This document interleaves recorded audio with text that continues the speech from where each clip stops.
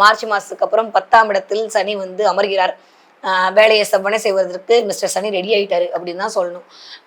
என்ன மேடம் 10ஆம் இடத்துல சனி, 12ஆம் இடத்துல வரைய குரு, எங்க பாடு திண்டாட்டம் தானா அப்படின்னா அப்படிலாம் இல்லை. யார் யாரெல்லாம் ஃபாரின் போகணும்னு நினைச்சிட்டு இருந்தீங்களோ அவங்க எல்லாம் ஃபாரின் போவதற்கான முகாந்திரங்கள் கண்டிப்பாக தெரிய ஆரம்பிக்கும். நிறைய மிதுன ராசிக்காரங்க ஃபாரின் டிராவல் பண்ணுவதற்கான நேரம் அப்படின்றது கூடி வருது. இல்லை ஃபாரின்ல இருக்கிறவங்க இங்க வருவதற்கான நேரம் அப்படின்றது கண்டிப்பாக 100க்கு 100% கூடி வருது. நிறைய பேர் வந்து பிஆருக்கு அப்ளை பண்ணி வெயிட் பண்ணிட்டு இருந்தீங்க, நிறைய பேர் விசாக்கு அப்ளை பண்ணி வெயிட் பண்ணிட்டு இருந்தீங்க அப்படின்னா அந்த மிதுனராசிக்காரர்களுக்கு எல்லாருக்குமே வந்து ஒரு டாப் கியர் போட்டு அடிச்சாம்பர் அப்பாயின்மெண்ட் ஆர்டர்னு போயிட்டே இருக்க வேண்டியதான். சூப்பரான டைம் பீரியடாகத்தான் இருக்கிறது வெளிநாட்டு வேலை இல்லை வெளிநாட்டுக்கு போகணும்னு நினைக்கக்கூடிய மிதுனராசிக்காரர்களுக்கு.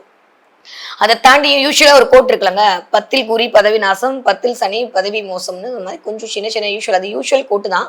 அதை கொஞ்சம் டீப்பா பார்த்தோம் அப்படின்னா வேலையில் கொஞ்சம் கவனம், இடமாற்றம், பணிமாற்றம், தொழில் மாற்றம் இதெல்லாம் வருவதற்கான நேரம் அப்படின்றது மிதுன ராசிக்காரங்களுக்கு இருக்கு.